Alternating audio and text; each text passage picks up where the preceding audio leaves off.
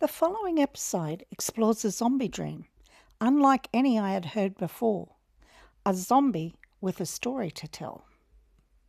There was one, I'll just do a small portion of it.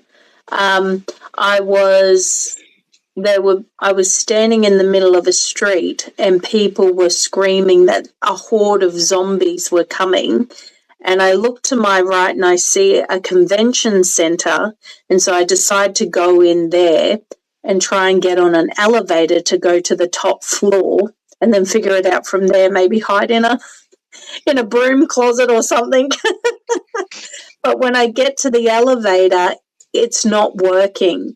And so myself and a whole heap of other people who are trying to survive are running up the stairs, or like 20 flights of stairs, to try and get to the top. But then a lady says to me, "Oh, I know a secret elevator that we can go to." And I go to the elevator with her, with a couple other people, and we take it all the way to the top. But it's like the Statue of Liberty, like holding the flame, but she was holding a cone, an ice cream cone.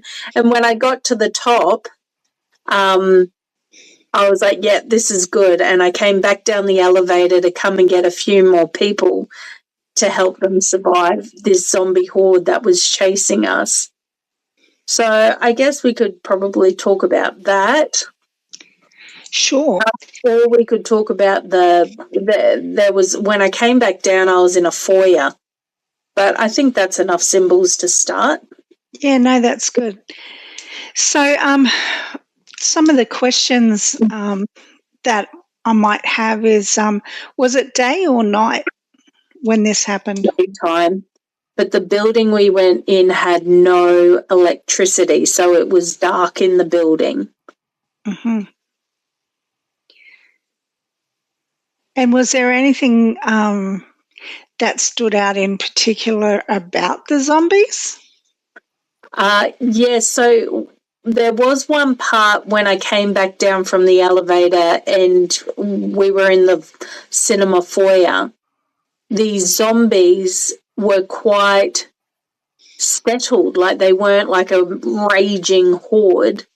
And if I realized if I be very quiet and I crouch down and I be very quiet, they won't get startled and go into zombie mode. And they were walking around docile, wanting to tell me their story of horrific things that may have happened to them prior to becoming a zombie. And once they had finished telling me their story, they'd sort of just docile zombie walk off. So yeah, that's... So they were normally trauma stories that they were telling? Yes. That's very interesting. That's awesome. And how did you feel in the dream? I was frustrated that the elevator wasn't working, but I was grateful that some random person knew a secret elevator for us to go into. Mm-hmm. And then also felt grateful that they weren't brain-eating zombies, that they, as long as you didn't startle them, scare them, set off a flag that would set them off, that they were just happy to sort of share their story, like almost like glassy-eyed, off with the pixies, just talking to themselves, telling their story, and then were happy to move on and walk like a zombie to another person. And was it just you they were telling their story to, or other people as well? I believe, well, I can only remember them telling me the story. I didn't really see them talking to other people in the dream. So it seems like you had some kind of calming effect. Does that sound right? Yeah. And how did you feel when they were telling you the story? Just hoping it would end.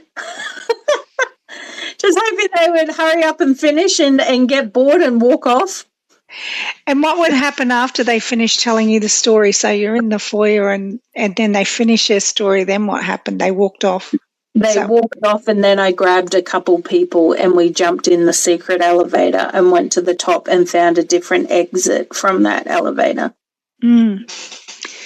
That's awesome. So I think that's the questions that I had for you. So I found it interesting if we have a look at some of the symbols.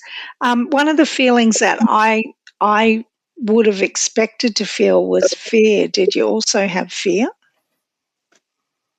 No, I was sort of excited to see if I could get away from them and outsmart them in the dream. Like, I'll jump in a broom closet and they're just, that crazy horde that was all escalated and heightened will just run past me. So I wouldn't say almost a challenge. A dream. I would say I was excited to see if I could outmaneuver, outsmart.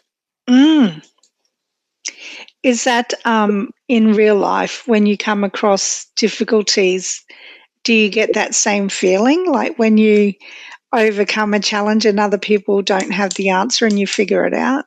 Yes, definitely. Yes, I do. I enjoy solving a challenge more than I do enjoying the fruits of my labor, like once I've solved a challenge, it's not like, oh, just enjoy this calm, the fruits of my labor type thing. It's like, all right, off to the next challenge. What else can we solve? Like, that is actually where I find my joy, is solving challenges as opposed to solving them and then enjoying no challenge. So movement's important to you, and they're the opposite of that, which I hadn't thought of before.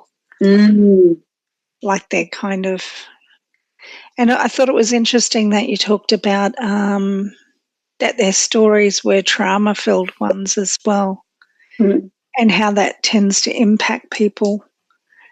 Have you met people like that it's coming up? Like recently, has there been anyone like that around you? Yes.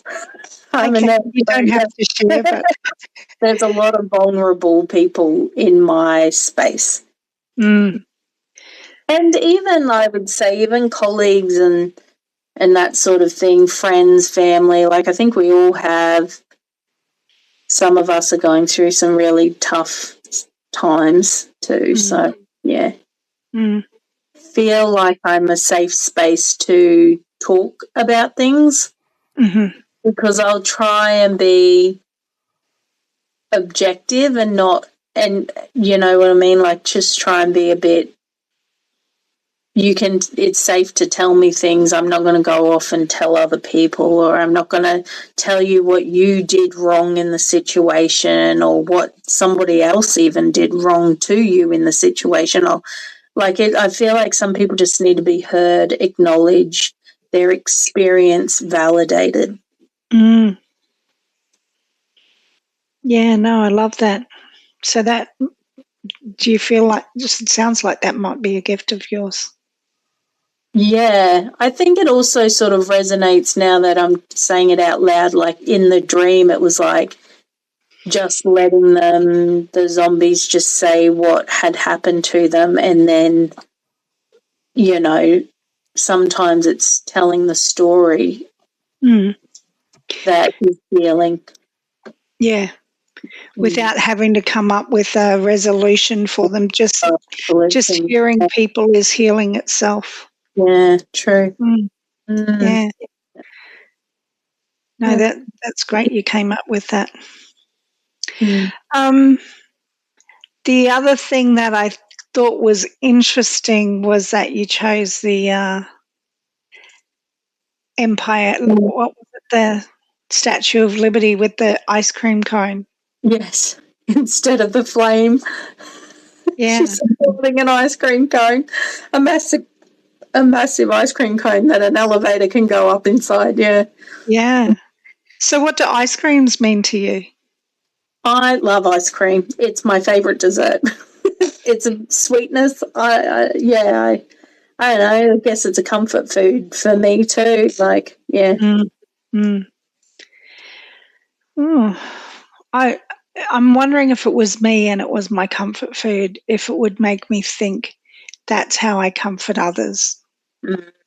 Like it's showing maybe that that's one of your gifts is you can give comfort through being, like you said, you're objective when you hear stories and you're able to hear it without being judgmental. So perhaps that's a comfort that you give other people. You're the ice cream in their life. Yeah. Instead of eating my brains like a zombie, Yeah. their comfort food will be telling their story. Yeah, that's it. That's awesome. Interesting, yeah. Interesting way to look at it. Away from this dream now that you've talked about it more. For me, I think one of my weaknesses, and I've said it for years, is that the hardest part of my job is when someone tells me something that's traumatic and very vulnerable. I used to only really have like 2 go-to phrases. I'm like, I'm so sorry that happened to you. And my other phrase would be, is there anything else I can do to support you at this time? But I think this sort of just acknowledging their experience, validating that, I think this dream was good in the sense that it just helped me to realize that I don't need to find the solution or anything. I can just let them be vulnerable and not try and find a solution. Just listening and acknowledging their experience is probably just as meaningful and impactful on someone as, well, maybe you should try this and maybe you should do this and maybe you should, you know what I mean? Like, you don't have to have the solution. It's just validating someone's experience, that's how they felt in that moment. So, yeah, it was a good learning curve. So another healing tool in your healing belt. Yes. Yes. Join our dream community in the link below for weekly catch-ups and interactive learning. See you there.